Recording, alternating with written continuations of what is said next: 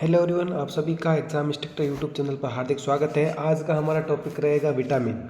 Vitamin exam की दृष्टि से बहुत इंपॉर्टेंट टॉपिक है। इस टॉपिक की थ्योरी जो इम्पोर्टेंट डाटा है मैंने इस वीडियो में लिया है, तो ध्यान से इस वीडियो को लास्ट तक जरूर देखें। आपका विटामिन का टॉपिक जो हर एग्जाम में, अगर साइंस इंक्लूड है तो आपका 1 से 2 क्वेश्चन विटामिन से 100% रहेंगे।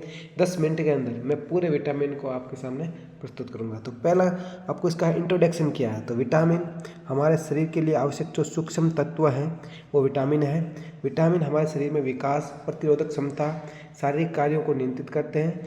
ये शरीर में ऊर्जा देते हैं। मोस्ट इंपॉर्टेंट पॉइंट अंडरलाइन करना, यानी ये ऊर्जा एनर्जी देने का काम नहीं करता। पूछ जाता है कि निम्न में से कौन शरीर में ऊर्जा देने का काम नहीं करता, उसमें विटामिन ऑप्शन रहेगा, वो उसका करेक्ट आंसर होगा। परंतु भोजन से ऊर्जा प्राप्त करने में मदद करते हैं। अधिकतर विटामिन शरीर में स्वयं नहीं बनते हैं, इसलिए इनसे आहार से प्राप्त, यानी बाहर से भोजन के साथ हमें इन्हें प्राप्त करना पड़ता है। ये विटामिन के बारे में बेसिक डाटा है। इसके अलावा विटामिन का कुछ वर्गीकरण किया गया है, जैसे विटामिन ए हो गया, बी हो गया, सी, डी, ई जो भी है कि इनके बारे में उनको अलग अलग डिवाइड किया गया है उनके घुलनशील या संग्रहण के आधार पर। जैसे भी विटामिन ए, डी, ई, के, जैसे इसको शॉर्ट फॉर्म में कीड़ा भी लिखा गया है, ये वसा में घुलनशील विटामिन है। तो वसा यानी फैट है, इनमें घुलनशील विटामिन कौन कौन से हो गए? विटामिन ए, डी, ई, के। ये यकृत में संग्रहित होते हैं। संग्रहित का मतलब इकट्ठा होते हैं, यानी ये जो विटामिन है, जो वसा में घुलनशील विटामिन है, ये जाके यकृत में क्या होते हैं? संग्रहित होते हैं। और इन विटामिन को अधिक मात्रा में लेने पर ये जहर की भांति विषाक्त, यानी जहर की भांति काम करना शुरू कर देते हैं। ये भी ध्यान रखना है। जल में घुलनशील विटामिन, यानी कौन कौन से विटामिन ऐसे हैं जो जल में घुलते हैं? तो इनमें हो जाएगा बी और सी, बी कॉम्प्लेक्स और सी। लेकिन बी और सी जल में शरीर में संग्रहित नहीं होते हैं, लेकिन ए, डी, ई के यकृत शरीर के एक पार्ट में जाके संग्रहित होते हैं। विटामिन बी और सी को हमें भोजन से डेली लेना पड़ता है। नेक्स्ट देखो, विटामिन के कार्य क्या है, कि विटामिन क्या काम करता है।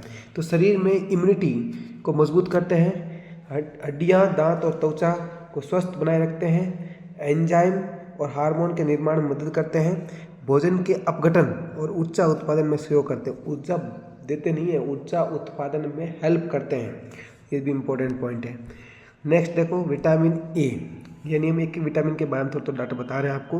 विटामिन ए यानी किस विटामिन की कमी से कौन सा रोग होता है, ये एग्जाम का सबसे फेवरेट क्वेश्चन है। पहला कि कौन सा रोग होता है कमी से, और इसका दूसरा नाम है केमिकल इन, रासायनिक नेम बताओ। ये दो ही क्वेश्चन ज़्यादा पूछ जाते हैं, ठीक है। आगे देखो, विटामिन ए यानी किससे प्राप्त होता है। तो विटामिन ए का सबसे अच्छा स्रोत है गाजर, मक्खन, दूध, अंडा, हरी सब्जी। तो गाजर का इंपॉर्टेंट एग्जांपल याद रखना कि विटामिन, गाजर में कौन सा विटामिन पाया जाता है, तो ये भी ध्यान रखना कि विटामिन ए प्रचुर मात्रा में पाया जाता है।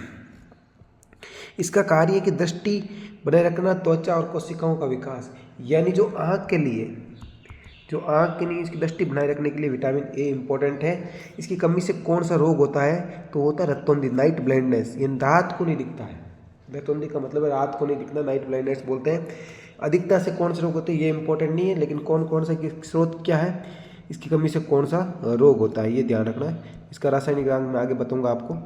विटामिन बी, विटामिन बी के कुछ उप विटामिन भी है, जैसे कि B1 हो गया, B2 हो गया, B3, B5, B6, B7 भी होता है, B9 भी होता है, B12 है, ठीक है। इनके नाम भी साथ में बता रखे हैं, थाइमिन हो गया, राइबोफ्लेविन हो गया, वो आगे बताऊंगा, लेकिन अभी इसमें साथ साथ में विटामिन के रासायनिक नाम भी बता रखे हैं। तो विटामिन बी के उपनाम भी पूछ जाते हैं। तो उप विटामिन कौन कौन से, B1, B2, B3, B5, B6, B7, B9, B12 है, ठीक है। इसके स्रोत क्या क्या है विटामिन बी के, जो अनाज हो गए, दालें हो गए, दूध हो गए, अंडा हो गया, हरी सब्जियां हो गई। इसका कार्य क्या है, कि कार्य इंपॉर्टेंट नहीं है, मोस्ट इंपॉर्टेंट बात है किसकी कमी से कौन सा रोग होता है। तो मोस्ट इंपॉर्टेंट बेरी और पेलेग्रा एनीमिया। तो सबसे इंपॉर्टेंट ये याद रखना, विटामिन बी की कमी से कौन सा रोग होता है, बेरी।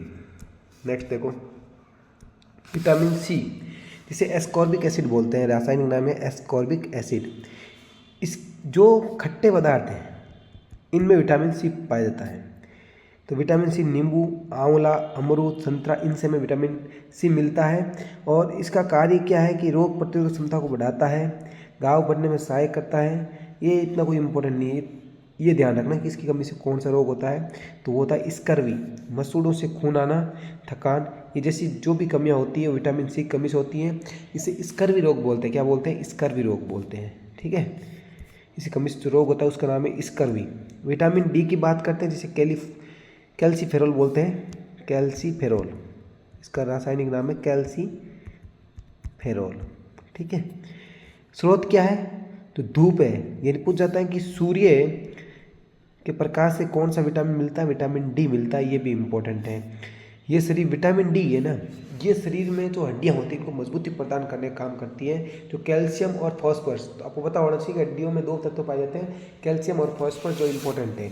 इसकी कमी से देखो बहुत इंपॉर्टेंट है, पूछा जाता है कि बच्चों में कौन सा रोग होता है और जो बड़े होते हैं उनमें कौन सा होता है। बच्चों में होता है रिकेट्स और जो बड़े होते हैं उनमें होता है ऑस्टियोमलेशिया। कौन सा होता है? ऑस्टियोमलेशिया। अरे अगर इस विटामिन डी की अधिकता हो गई तो किडनी में कैल्शियम जमा होना, ये भी एक इसकी अधिकता से होता है कि जो किडनी है इसमें कैल्शियम जमा हो जाता है। तो ये विटामिन डी है वो इम्पोर्टेंट है, यहाँ से क्वेश्चन ज़्यादा बनता है। अगला विटामिन ई, जिसे हम टोकोफेरल बोलते हैं। इसमें क्या स्रोत है? तो इसमें बादाम, सूरजमुखी, ये हो गया इसके स्रोत, यानी जहाँ से हमें विटामिन ई मिलता है। कार्य है, इसका क्या कार्य है? तो वो है एंटीऑक्सीडेंट के रूप में कार्य करता है। त्वचा और प्रजनन स्वास्थ्य के लिए महत्वपूर्ण। विटामिन ई का मोस्ट इंपॉर्टेंट ये है कि प्रजनन स्वास्थ्य के लिए महत्वपूर्ण है। इसकी कमी से मांसपेशियों में कमजोरी आती है और प्रजनन समस्या, ये इंपॉर्टेंट है कि विटामिन ई की कमी से क्या होता है? प्रजनन की जो समस्या आती है विटामिन ई की कमी से आती है। नेक्स्ट देखो विटामिन के। विटामिन के का स्रोत क्या है? पालक, गोभी, टमाटर, मछली। कार्य क्या? रक्त का थक्का जमाने में मदद करता है। तो ये इंपॉर्टेंट है कि इसकी क्या कार्य है इसका, तो वो है कि रक्त का थक्का बनाना, ब्लड क्लॉटिंग। जब भी आपको कहीं घाव लग जाता है, कहीं लग जाती है, तो वहाँ से खून आना शुरू हो जाता है। अगर विटामिन डी के की कमी होगी तो उस कंडीशन में वो आपका खून बहता रहेगा। लेकिन अगर थक्का बनाना है तो इसमें विटामिन के प्रचुर मात्रा में होना चाहिए। अगर शरीर में विटामिन के की कमी नहीं है तो आपका थक्का बन जाएगा, यानी खून बहता रुक जाएगा। कमी से खून बहने की समस्या होती है, ज़्यादा मात्रा में खून बहता है। नवजात शिशुओं के जन्म के बाद विटामिन के का इंजेक्शन दिया जाता है, ये भी इम्पोर्टेंट है। कहीं पूछ जाता है कि जो बच्चा जन्म होता है तो किस विटामिन का इंजेक्शन दिया जाता है? विटामिन के का इंजेक्शन दिया जाता है। अब है कि परीक्षा के लिए कुछ इंपॉर्टेंट पॉइंट है कि विटामिन के है, इसे सनशाइन विटामिन बोलते हैं, यानी सूर्य के प्रकाश से कौन सा विटामिन मिलता है? विटामिन डी, इंपॉर्टेंट लगा लो। नेक्स्ट है विटामिन ए, जो आँख के लिए आईसाइट विटामिन बोलते हैं। और विटामिन के है जो क्लॉटिंग यानी थक्का बनाने वाला। विटामिन सी इसे हीट सेंसिटिव बोलते हैं। विटामिन 12 केवल पशु उत्पादों में पाया जाता है, ये भी इंपॉर्टेंट है। ठीक है भाई। और एक ध्यान रखना कि वसा में घुलनशील विटामिन कौन से हैं और एक जल में घुलनशील कौन से हैं। तो जल में तो हो गए बी और सी, और वसा में हो गए कीड़ा KEDA, यानी विटामिन ADE के, ध्यान रखना। ठीक है। नेक्स्ट देखो, ये जो सारणी है ये भी आपके लिए इम्पोर्टेंट है, लेकिन एक सारणी और है वो बताऊंगा इंडेक्स, वो ध्यान रखना कि इनके रासायनिक नाम है। खोजकर्ता कोई इंपॉर्टेंट नहीं है, लेकिन एक बार रासायनिक नाम वो आपको याद होने चाहिए। तो विटामिन ए का रेटिनॉल, B1 का थाइमिन, B2 का riboflavin, B3 niacin, B5 pantothenic, B6 पायोडोक्सिन, B7 biotin, B9 folic, B12 कोबोलोमिनिन। ठीक है। तो इस प्रकार से ये जो नाम दे रखे हैं, के का क्या है? फाइलोक्यूनिन, ई का टेकोफेरोल, डी का कैल्सीफेरोल, सी का एस्कॉर्बिक अम्ल है। ठीक है, ये ध्यान रखना। तो विटामिनों के जो रासायनिक नाम है वो इसमें दे रखे हैं।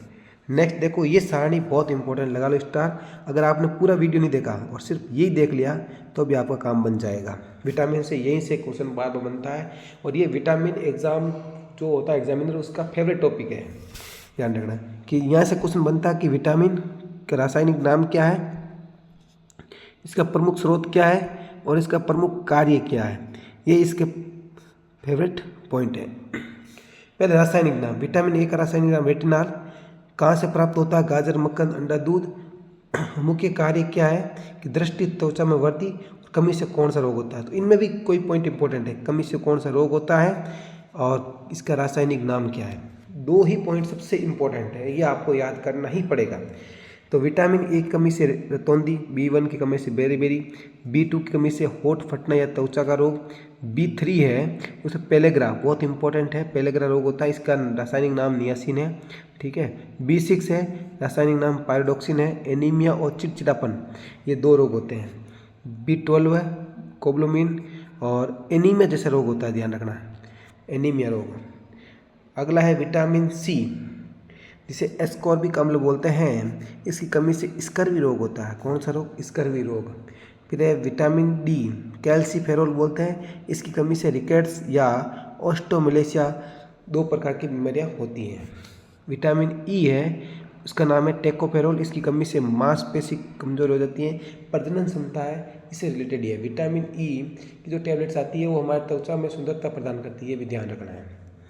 विटामिन के है, उसका जो क्लोटिंग नहीं होती है, रक्त का थक्का नहीं जमता है, खून बहता है, ब्लीडिंग होती है, इसकी कमी से ये रोग होता है, ठीक है। इसका रासायनिक नाम आपको फाइलोक्विनोन है।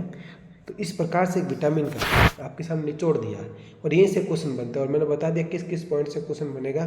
तो ये आपके सामने एक छोटा सा डाटा है विटामिन का। 10 मिनट के अंदर मैंने पूरे विटामिन को समझाने की कोशिश की। अगर ये वीडियो आपको अच्छा लगा है तो अपने दोस्तों तक शेयर करें, और कौन से टॉपिक का आपको वीडियो चाहिए तो आप कमेंट में बताना।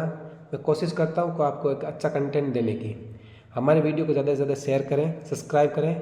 थैंक्स, मिलते हैं अगले वीडियो में। जय हिंद, जय भारत।